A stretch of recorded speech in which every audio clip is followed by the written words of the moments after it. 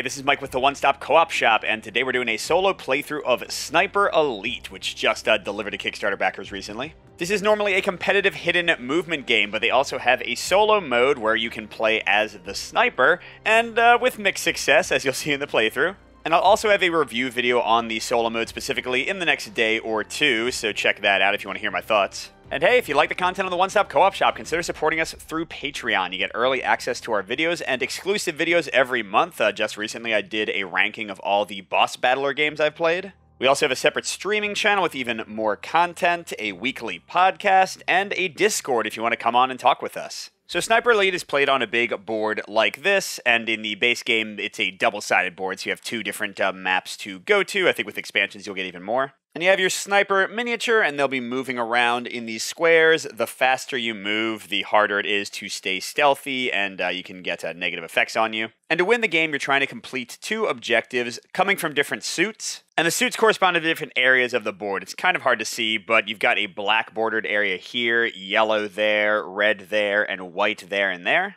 So you'll always have objectives in two different areas, like yellow and red, for example. If I can get to those objectives, and you can see objectives by the numbers in the circles here, and take an action to blow both of them up, then I win. But the whole time, the defenders, there's 3 in each of the colors. In the competitive game, you have different types. You have, like, commanders and basic units. In the solo, that doesn't matter, the distinction. But they'll be trying to hunt you down and blocking you off from getting to places and attacking you. And in solo, how it works is you have this little health stack, and every time you take certain actions or things happen to you, you'll lose some of those tokens. If you lose them all and get hit again, you'll flip your heart to its damage side, and if that happens a second time, you lose the game. And you also lose the game if you run out of activation cards for the solo bot. That's kind of keeping track of the turns. And on their turn, you have an offer of 3 cards, and you're going to roll this die. 3 faces have the 1 chevron, 2 faces have the 2, and only 1 face has the 3, so you can kind of predict what the AI might do. And as you can see, one of the cards is face down. That's a consistent thing throughout the game, so you're never 100% sure of what the AI might be doing to you. You also get some item cards as the sniper that can help you out from a randomized deck. And this is a sniping game, so a big thing is shooting enemies. You've got this bag of tokens, and some of them are negative, like noise, bring guards towards you, and this one just means a miss. And then these like little crosshair ones are the ones you're looking for, aim tokens. And you can take shots at enemies once per turn. The closer they are, the easier it is to hit them, and you actually get some health back when you defeat them, as well as potentially getting them out of your way. But then dead guards come back at the end of the turn. And those are kind of the basics. You'll see the details of my turn and the Atoma turn and like how they kind of judge where you are and how their actions resolve as we play. But one quick thing, you'll hear about this in my review, but the game is super easy on the basic difficulty. So they have a bunch of complications you can add in increasing difficulty. Even with 4 or 5 of these, I've still been winning pretty consistently, so I'm actually going to, for the first time, try out every single complication. Now, that is going to make the playthrough a little bit more difficult to follow, because I'm going to have to explain like what the rule would normally be, and then how the complication changes it.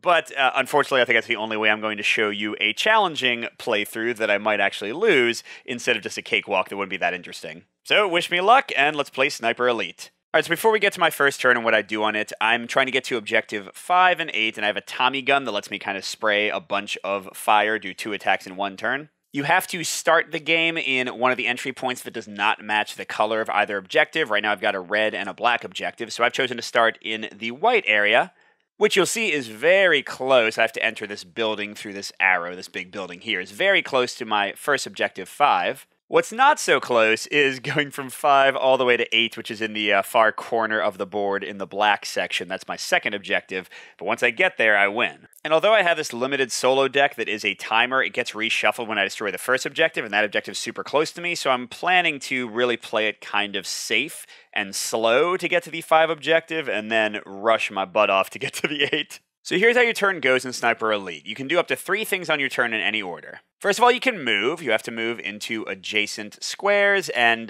you can only enter or exit buildings through these arrows. There are also elevated spaces on other maps that you also have to enter and exit in certain spots. And at the beginning of the game, moving onto the board does count as 1 movement point. And you can move from 0 to 3 spaces. Not really much reason to ever move 0 in solo. In the regular game, sometimes you can fool the enemy by doing that. If you move 1 space, there's no negative consequences. If you move 2 or 3 spaces, one of 2 things happens. If you cross into a new area, Then you update this little cube here, which goes on your LKS, your last known sector, which corresponds to one of the colors. They know that I started on white, so if I moved into a new color with 2 or 3 movement, then I would have to update it, which would affect some of the AI's activation cards. Whereas if I moved like from white into yellow with only 1 movement point, then they would have no idea I was not still in white, and you can kind of fool the Automa sometimes with that.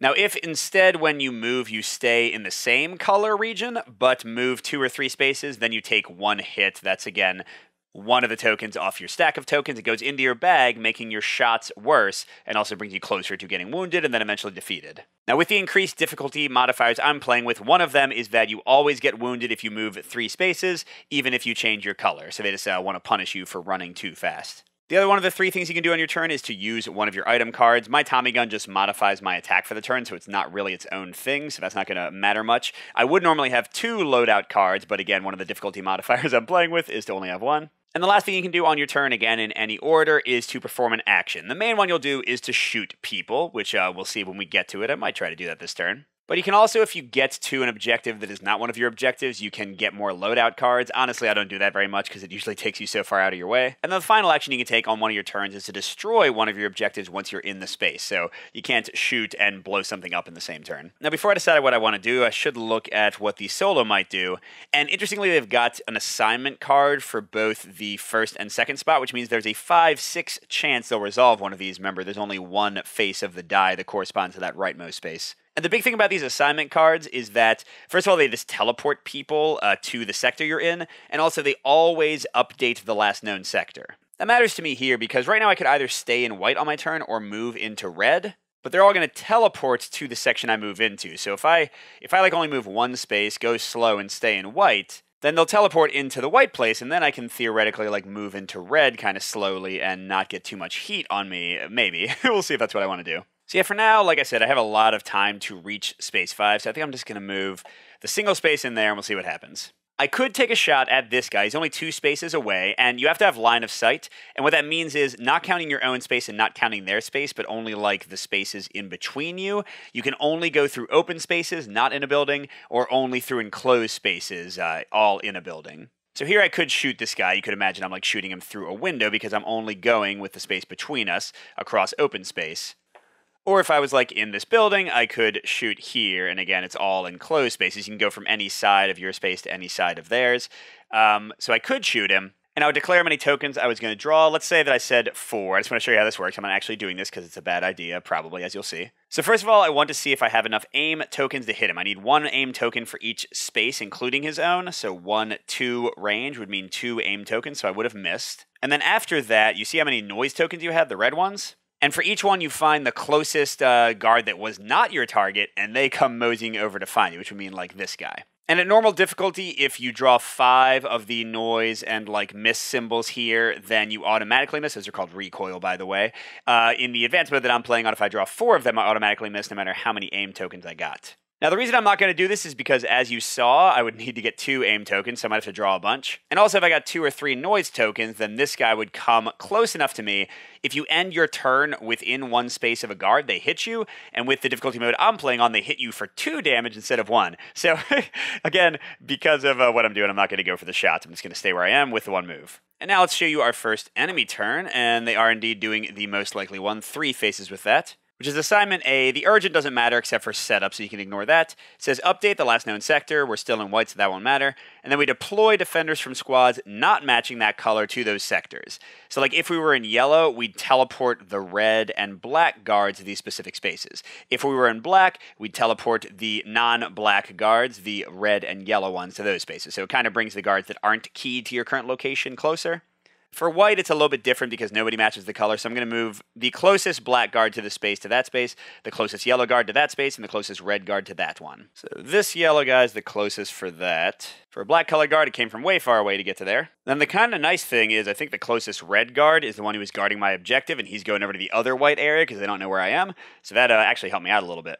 What didn't help out is that I'm now surrounded by guards, but the nice thing is you only get hurt by them if you end your turn next to them, not if they end their turn. Also, if they move onto you, they damage you, so there's lots of ways they can hurt you. And after each Automa turn, you slide everything down, and you draw a new card, taking away the number of rounds you have left to play. And you always want to have 2 face up and 1 face down. So right now, since I only have 1 face up, this one's also going to be face up. Ooh, they have a grenades card, so I'll get attacked if I'm in enclosed spaces with a defender. But that's a very low probability of happening, whereas this teleport one has a pretty good chance of happening. Darn it.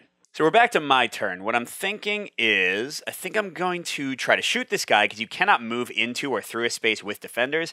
If I hopefully kill him, I'll go into his space. But I think I'll just move the 1 space, because again, the most likely result is for them to teleport, and I'd rather them teleport into white behind me, which wouldn't really bother me at all, and then I could just run into the building, instead of into red, surrounding the very objective I'm trying to complete. So I'm kind of hoping to be able to slow play it this turn, and then go in their next turn. Alright, so I gotta get at least 1 aim. It is exactly 50-50 in my bag right now, so let's go for 3 tokens, and hope I don't get a ton of noise before I move.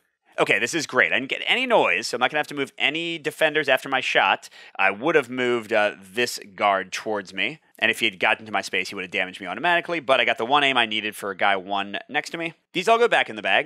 And whenever you kill somebody, you can either refresh tokens in your health stack, but I haven't lost any. I'm at the max of 4 recoil and 2 noise.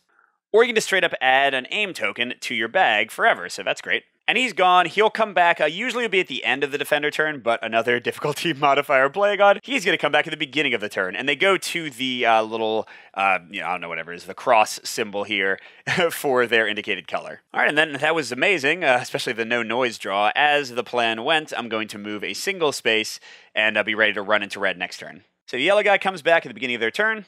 And let's roll to see what they do. Really hoping for that 1 chevron. Yes. So they're going to teleport again. A red guy over to here, a black guard over there, and a yellow guard over there. Yellow's pretty easy.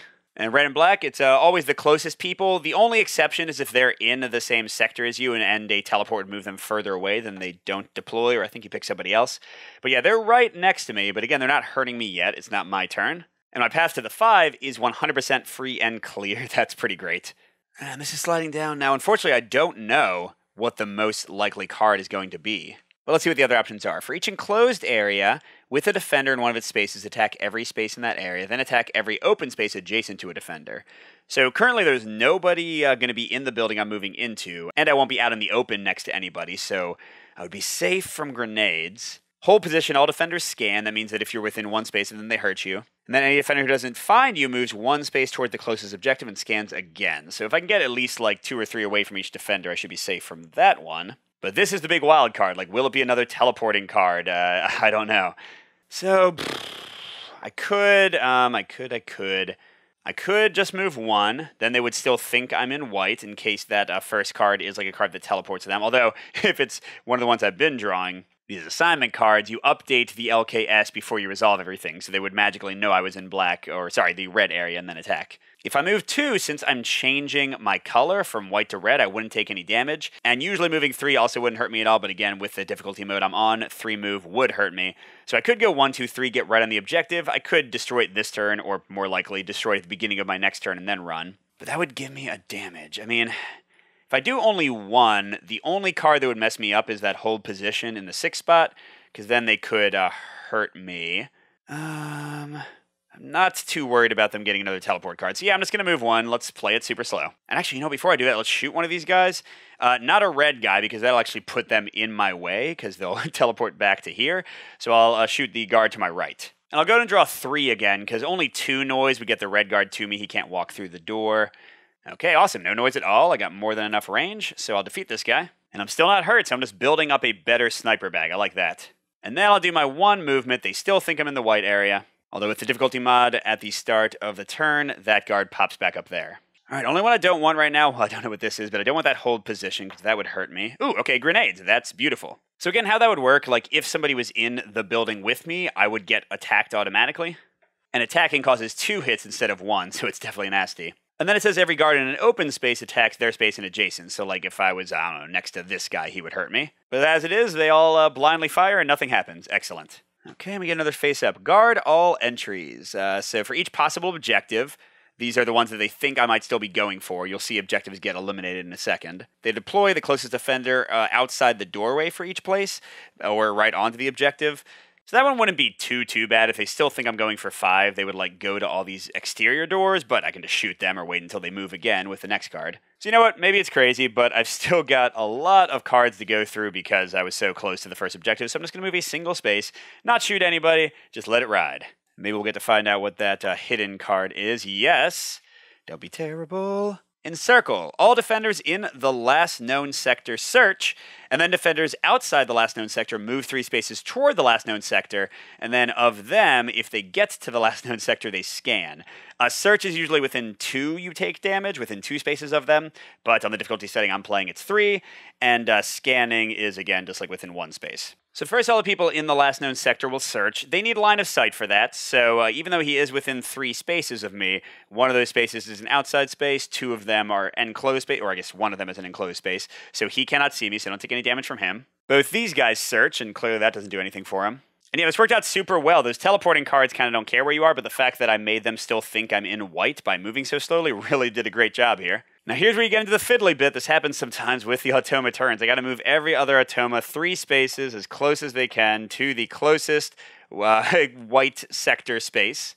So I'll show you a few of them, and you know they all have to be within 1 of me to actually hurt me, so it's not going to matter too much. Let's see, can this red guy actually like get me at all? I think fastest for him would be like here to get to these fast road spaces. All right, I took the boring part off of the screen, but I moved all the guards and none of them got close to me, so yeah, we're pretty good. All right, and then we've got a new face down card.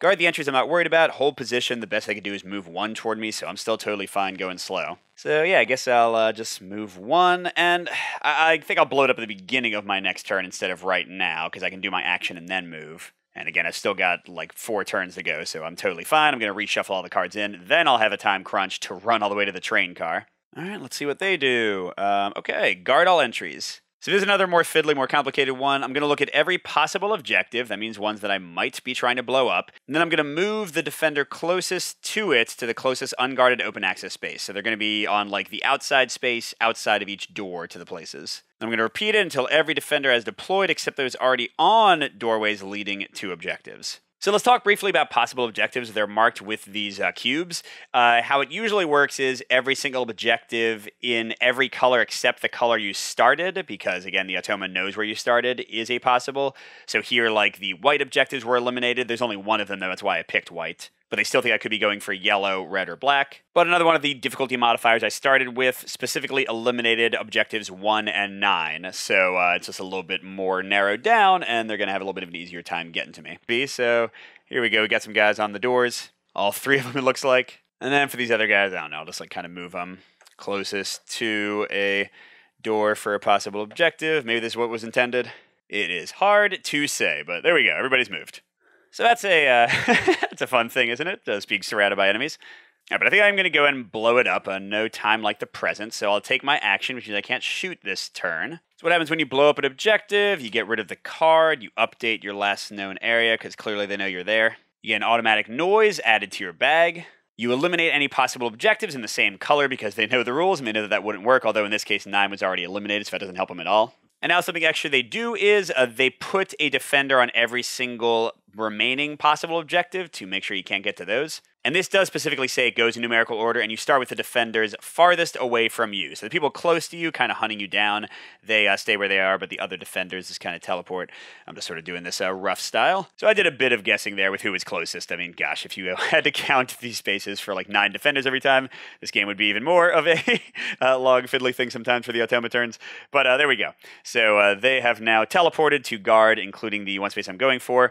Although I'm really happy this is such an open thing. It should be pretty easy to just get by them. But first, my major holdup at the moment is how in the heck do I get out of here? So I can't shoot this turn. Next turn, I can maybe use my Tommy gun to shoot a whole bunch of people. I could go toward the south entrance or the west entrance. There's more guards towards the west, but it also gives me immediate access to faster movement. You'll see like the spaces are bigger or smaller. Now, what are they likely to be doing? Oh, hold position is most likely. That means, remember, they're going to hit me if I'm adjacent to them.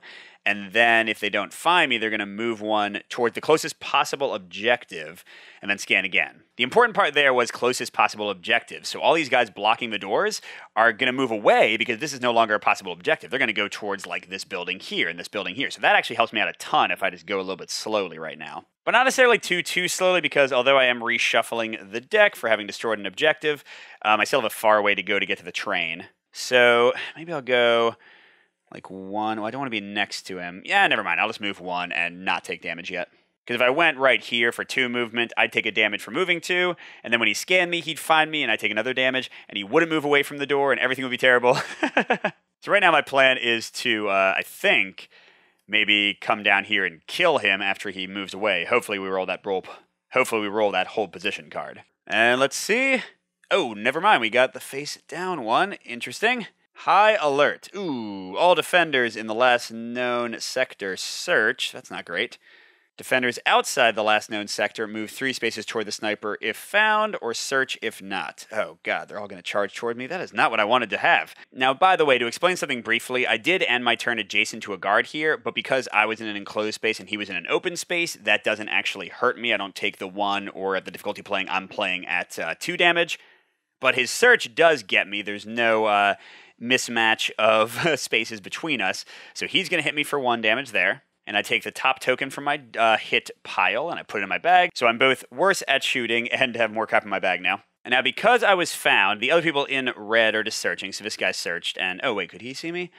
Oh crap, he could. Because search, again, on the difficulty I'm playing is 3 spaces, so that's another hit. And then because at least 1 guard found me, everybody else moves 3 directly towards me. This is going to be great. I'll go ahead and resolve that. You can see the results in a second. So yeah, holy crud. I'm damaged, and I got a few friends to play with. But I was saving that Tommy gun, so I think it might be time to go machine gunning a bit before I try to run through this door down here. That's the plan, at least. So the Tommy gun lets me shoot an extra time this turn. I have to say how many tokens I'm using for both the shots before I take the first one. I don't return tokens from the first shot to the bag until I take the second shot. And then after doing both shots, I resolve my noise tokens, which means have guards move towards me and potentially damage me. So more than half my bag is aims right now from the good kills I've gotten. So I could just go for like 2 tokens and 2 tokens on each of them. That'd be safer to get fewer noise. And I have 4 noise in the bag now from destroying the objective. But I think I'm going to go for, I'm going to go for 3 for this guy because I need to kill him and get him out of my way. But only 2 for this guy, and let's see how that goes. So I'll take the 3 shot first, and I miss and get 2 noise. That's a fabulous result. And then the 2 shot second, not returning the tokens. And oh, I miss again and get 3 noise. And yeah, there are aims in my bag, y'all. There are, I promise. Wow. Okay, so I take the closest person who I didn't shoot at, which is this guy, and 3 move gets him right on me. Because he got on me, I take another hit, which is going to be a noise now. I've got 3 left in my stack before I become wounded. And yeah, wow, this is interesting. This is not the result I expected. So if I end my turn on or next to them, I take 2 damage. I can't move through them. Guess I could go like 1, 2, 3, take another damage for moving too far, get up there. And then if they get that whole position card, I'm going to take a lot more damage. But, yeah. Okay, it'll be what it'll be. So because I moved 3 and I'm on that difficulty setting, I'm taking this. This is all I've got left in my hit stack. And I'm not adjacent to any of them at the end of my turn, but their turn is coming. And maybe I want this random rightmost card, because these both look bad for me. Oh, I got it! What does it do? Don't kill me. Retreat! For each possible objective, move the closest defender from the matching squad 3 spaces closer, matching being the color. If the defender was already on the objective, they search instead. Any defender can match the neutral movement. Okay, this seems great. They're like, hey, I don't know where he went. Let's run towards the objectives again. Thank you. Okay, I just checked the rules, and actually I was wrong. It does say specifically that when it says each possible objective, you do go in numerical order, so it's not as unclear as I thought. So for 3, who's closest? 1, 2, 3, 4, 5. 1, 2, 3. Okay, so this guy's going to move there. For 4, I'll move this guy. 1, 2, 3, I guess. That's it for yellow. And the other possibles are black, and they're all possible. So for 6 first, this guy's closest. 1, 2, 3. For 7, this guy's closest. 1, 2, 3. And then yay, go away for 8. 1, 2, 3, I guess would get him, well, yeah, it's kind of all the same. So they are leaving me alone for a second, kind of. All right, now I've got about 6 or 7 turns left. What do I want to do here? I could go 1, 2, 3, run over here, take a ton of damage, probably get murdered by them next turn. That seems like maybe not the best choice. What I maybe do instead is shoot like the red guy and then like slowly move out here and then try to run down these fast spaces toward the train. Yeah, that sounds like maybe a good idea. So my shots worked out so great last time. Let's draw 4 to shoot at this guy, because nobody's super close to me to charge towards me. Or maybe let's even go for 5, I guess? Because I feel like now my bag might be more than 50% badness. Okay, and 2 noise, but I did get a shot. Remember, 4 misses at the difficulty setting I'm on would have made me miss automatically. So I got this guy. I'll come back in a second. Oh, he'll teleport right back there. Are you serious? Well, at least I'm healing. But the closest person moves 2 towards me. It's got to be one of these guys, right? 1, 2, 3, 4. 1, 2, 3, 4. Okay, they're all 4. So the snafu rule would be the worst for me. There isn't really a worst, because either way I can go. Well, I guess, like, I don't know. Maybe this guy being right up there and still blocking down there. Now, for the kill, instead of adding an aim, I'm going to take a noise out of my bag, and it goes to the bottom of my stacks. Now I have a bit more health, and my bag is slightly less bad. But now, gosh, where the heck do I move? I don't want to end next to him and take 2 damage automatically, although I guess it'd have to be matching. So like if I went right here, I wouldn't take any damage, and I'm not ultra close. Yeah, we'll try that. All right, what you gonna do, crazy people? Of course, they're doing the ones, okay, everyone's going to scan, and then if they don't find me, they're gonna move 1 space and scan again. Remember, that means they hurt me if I'm within 1. So I think the only guy who actually gets me is here. That'll put this recoil token on top of my bag back in. Or not my bag, my little stack, and then he doesn't move. This guy scans, can't find me. That's right, but they move toward the closest possible objective. So, like, all these guys who don't find me are gonna... I'm not sure if I'm doing this 100% right, but it seems like they'd kind of go in this general direction. All right, I think I might have done all that, but this is good. Sort of. They're kind of out of my way, kind of, sort of, kind of. And before I take my turn, because time's running out, let's see. Ambush. For each possible objective, deploy the defender closest to it to the closest unguarded, non-open access space. Okay, so that's exactly the same as the card I had before. So that one's actually not too worrying. I don't know what this one does. There's another teleport. I don't really care about that one too much either. I mean, with them likely going to teleport, what if I did 1, 2, 3, took the automatic damage from running? I'd be adjacent to that guy, shot him, and hopefully killed him. Then 2 of the 3 cards on the board are just going to kind of teleport them around, and then maybe I'll get lucky and have sort of a open space to the train car. Yeah, but I'm not wounded yet. I can certainly take some damage. So let's try it. 1, 2, 3. So I update my last note position. They know I'm in black now instead of red. I take a damage for moving 3 from the difficulty. That happens before I try to shoot this guy. So let's draw 4, I guess. But then they're probably going to end up next to me from noise. Oh well, let's draw 4. And yeah, we got 1 noise. So I defeat this guy. Oh, and sorry, this red guy should... Oh, this red guy should have teleported back in right where I was going to go. Hold on. Let's reverse all of that. I totally forgot this guy would have been here at the start of their turn. So new plan. And new plan is, shoot this guy right next to me. Well, let's draw again. I'll draw 3. Okay, and I got him. 1 noise. 1, 2, 3, 4. 1, 2, 3. Okay, so this guy will move. Oh no, I guess I have to pick the worst option, and that would be still towards me. But I'll go ahead and add a recoil to the bottom of my health. I like that. And then... So if I move 2 here, he can't see me, and again, there's a pretty good chance they'll be teleporting away or something. So I'll do that, but I take a noise damage for moving 2 within the same color. All right, need some space, y'all, to move in. Okay, ambush. Yeah, so for every possible objective, the defender closest to it is going to go to the unopened space, and we're going to go in numerical order this time. So this guy's going to go there, and he's already there for 4. For 6, let's see, so he's the closest to it. 1, 2, 3, 1, 2, 3. I mean, I guess that would be more problematic for me. For 7, he's the closest to it, so he would go to there. Now that entire building is guarded. Okay, and then 8, I can't pick anybody who's already on an entrance, so I guess this guy would be closest. And he'd go there, getting out of my way a little bit. That's good. All right, so now I think I'm just going to gun this guy down, hopefully, and then just run my butt off. I'm going to draw 4 tokens, because I need to get 3 noise for the yellow guy to reach me. Ooh, no noise at all. That was actually a good draw. So he'd be gone.